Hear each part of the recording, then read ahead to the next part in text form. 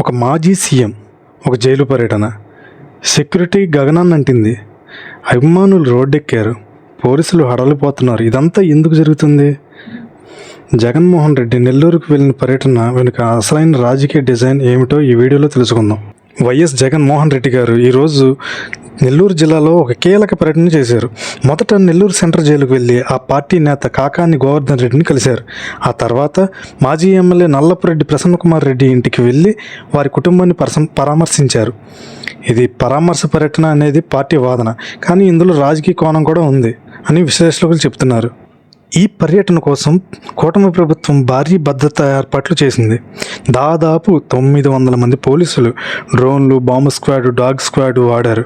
Section 30 అమలు చేశారు. బహిరంగంగా గుమిగూడటాన్ని నిషేధించారు. కానీ ఇవన్నీ పనికి రాలేదు. వైఎస్ఆర్ కాంగ్రెస్ కార్యకర్తలు వేలాదిగా రోడ్ల మీద గుమిగూడి జగన్ను చుట్టుముట్టారు. ఇప్పుడు అసలైన ప్రశ్న ఏంటంటే, ఇది నిజంగా పరామర్శ పర్యటనేనా, లేదా జగన్ పార్టీకి మళ్ళీ ఊపు తేవాలనే ప్రయత్నమా? కాకానిపై నమోదైన కేసులు, ప్రసన్నకుమార్ రెడ్డి పార్టీకి ఇచ్చిన మద్దతు, ఇవన్నీ కలిపి చూస్తే జగన్ ఒక స్పష్టమైన రాజకీయ సంకేతం పంపించారు. అదేంటంటే, నేను మళ్ళీ వచ్చేస్తున్నాను 2029లో అనే మెసేజ్ మాత్రం కూటమి ప్రభుత్వానికి పంపించారనమాట. ఇక దీనిపై ప్రతిపక్షాల రియాక్షన్ చూడాలి.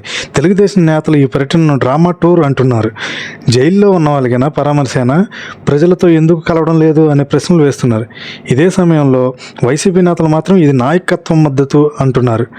ఇది ఎంతవరకు నిజమో తెలియదు, కానీ జగన్ నెల్లూరు పర్యటన ఒక చిన్న పరిణామంగా కనిపించినా దీని వెనుక రాజకీయ గేమ్ బిగినింగ్ అయ్యిందని తెలిసిపోతుంది. ఇది 2029 ఎన్నికల మొదటి స్టెప్పా, లేదా పార్టీ లోపల పెరిగిన ఉన్మాదాన్ని అణచివేసే ప్రయత్నమా? ఇలాంటి విషయాల్ని మీరు ముందుగా తెలుసుకోవాలనుకుంటే మిస్టర్ మాస్క్ ఛానల్ని సబ్స్క్రైబ్ చేసుకోండి. మీ అభిప్రాయాల్ని కామెంట్ రూపంలో తెలపండి. జై హింద్, జై భారత్.